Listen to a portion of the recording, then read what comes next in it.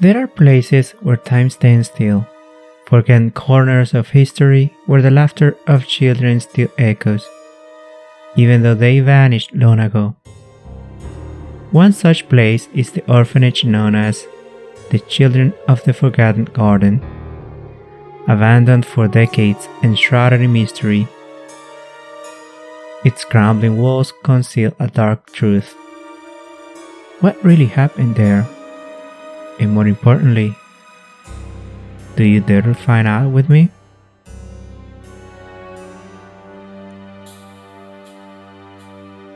This is the story of a group of friends who, in search of thrills, entered an orphanage lost in time. What they found inside defied all logic and sealed their fate forever.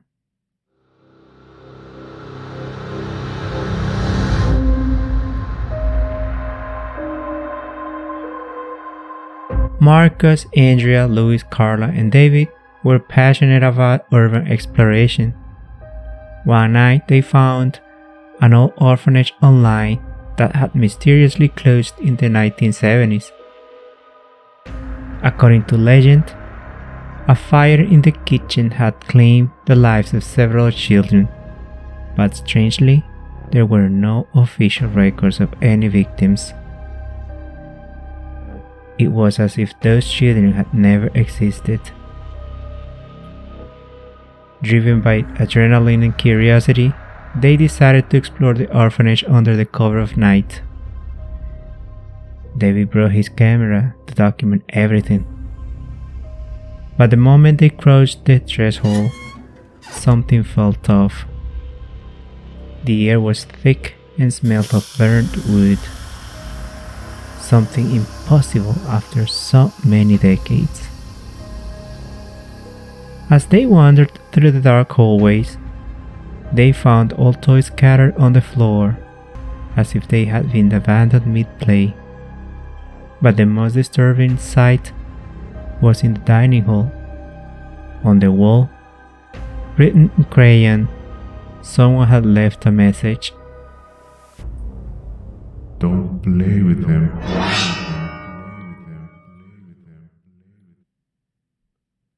Then, the strange occurrences began. Marcus swore he saw a small shadow dart between the tables. Andrea felt a whisper brush against her ear. Louis, the skeptic of the group, laughed, insisting they were just imagining things. But then, David checked his camera. As he rewound the footage, his blood ran cold. Through the static, the unmistakable laughter of a child could be heard. Carla, growing increasingly nervous, insisted they should leave, but Louis wanted to explore a bit more. That was when they found an old drawing notebook in one of their rooms. The pages were filled with sketches of smiling children, but the last page was different. It showed 5 figures standing in the exact positions they were in at that moment. Behind them, a dark figure. Its face, a hollow void. Suddenly, the door slammed shut, and their flashlights began to flicker. The air grew heavy, suffocating. Whispers surrounded them, laughter, small footsteps scurrying around them. They tried to open the door, but it was stuck. Then, a child's voice echoed in the room.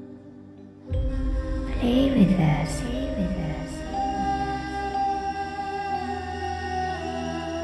Chairs slid across the floor on their own.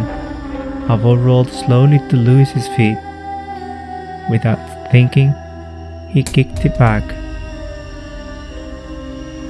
Instantly, something wrapped his ankles. cold, invisible hands dragging him into the darkness. He screamed as the others tried to pull him back, but he vanished before their eyes. Overcome with panic, Marcus pounded on the door until he managed to force it open. They ran out, all except Louis. They called the police. The next morning they returned with the authorities. The orphanage was empty. There was no trace of Louis, no backpack, no sign of David's camera, as if he had never been there. But the worst part came later.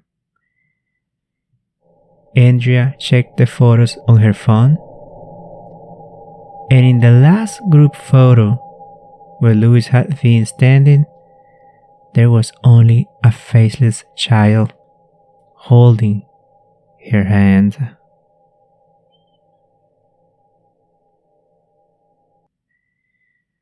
Days later, Andrea woke up in the middle of the night, feeling an unnatural cold surrounding her. Her phone vibrated with a new notification, a message from an unknown number. She opened it. It was a photo. The room where Louis had disappeared. And in the center of it, the symbol from that night. Below the image, a brief message.